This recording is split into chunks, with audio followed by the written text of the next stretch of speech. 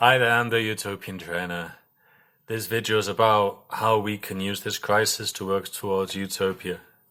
This is the 11th time I'm trying to do this video because my kids are stuck at home because the nursery and kindergarten are closed here in Poland, so it makes me a busy daddy. Anyway, how can we use this time of trial? How can we use this time of, well, it's a scary time, it's a dangerous time, and things are going to get worse and people are going to die. And that's the end of the video. Right, see you everyone. No. How can we use this for positivity? Second World War was an even bigger catastrophe than this. And out of the Second World War developed welfare states. Yeah. So how can we use this time? First of all, this time, there's a good thing happening during this time is that it's exposing the myth of, to quote Margaret Thatcher, there's no such thing as society. This time is showing us that there is such thing as society. We are not individualistic, self-optimizing competitors. Rather, we are people who are looking after each other. We're looking after elderly and people with immune system issues or diabetics, people with diabetes and other such things, that there is a level of solidarity which is being shown. Like in Liverpool, for example, people are like taxi drivers taking elderly people to the shops for free, all that kind of stuff. Now, of course, we're seeing other things, people going mad in shops. You know, I went to Rossmann like last Friday, no toilet roll, and like bog roll is like, ooh, the zeitgeist thing to stockpile, yeah? But we're also seeing a lot of solidarity as well. So it's not as if everything is good with how people are behaving, but we're seeing the beginnings of the death of Thatcherism. I mean, I'm saying this like it's going to happen. This is what I want. That we have to attack the myths, the ideologies. The ideology has been demasked as not working. So we are a society. We are working with each other. The second myth is that, which is the second point, the second myth which is being demasked is that in order to have a quality healthcare, we need to work best for the private sector. We've seen encroaching privatisation of the NHS in the UK, more so in England than in Wales and in Scotland, where there is some kind of autonomy. But still, but we are seeing a movement going against this. Like in Spain, the government have just effectively nationalised private hospitals so they can use the beds. Healthcare is being shown at the moment to be something that you need to invest money in and not have to do something for profit, rather something which will be done for people. So like with the first point I made is that there is such a thing as society. The second point is this society needs a properly funded healthcare system and social services. In Poland here, for example, there's like not enough ventilators, not enough masks, same in the UK.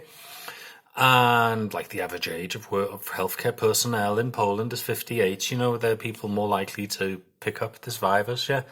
So this ideology of privatized healthcare being the be-all and end-all is being demasked. The ideology that we can just have some kind of basic health system is being masked. We need a quality, public, free at the point of use healthcare. This is what this time is showing us.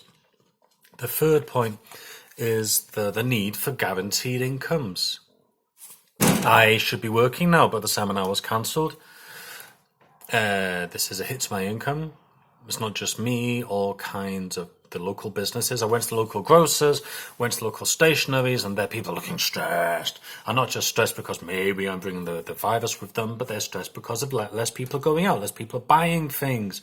This is harming the economy. This is harming small businesses.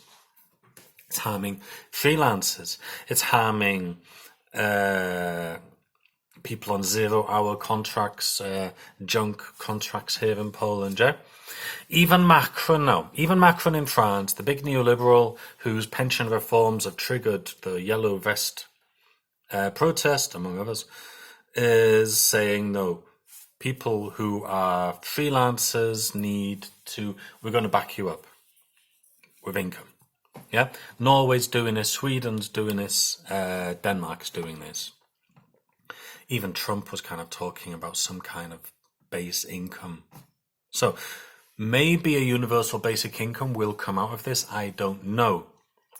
I don't think a UBI is not necessarily a good thing. There's positives and negatives to it.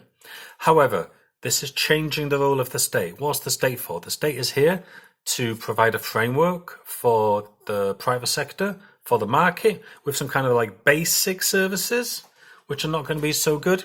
Or is it about not just providing decent health system, but also providing income? This question is now arising. It's important we need then to capitalize on that. The fourth point is the necessity of international cooperation. Now, nation states invest a lot of energy and resources into perpetuating the idea of nation, and with that, this, in the context of a capitalistic system, means nations competing against other nations. Look, our GDP is better. Ooh, we're providing this product better, kind of thing. We are seeing now that we need to be a bit more humble and accept help of, say in Italy, all these people from Cuba, from China going there and giving them, taking health personnel with them, and also what's the word in English? Medicamenta, bringing medicine with them. So things like this coronavirus, things like climate change, they require a real international cooperation. So this is showing another looking towards utopia. I'm not against nations per se.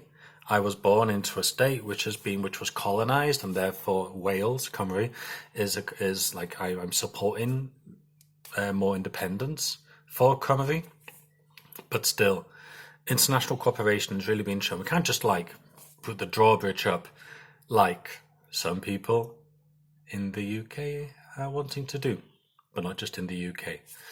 So those are the 4 points. The fifth point is, what's the fifth point? Yeah. The fifth point is my message, really. I mean, all of this is a message.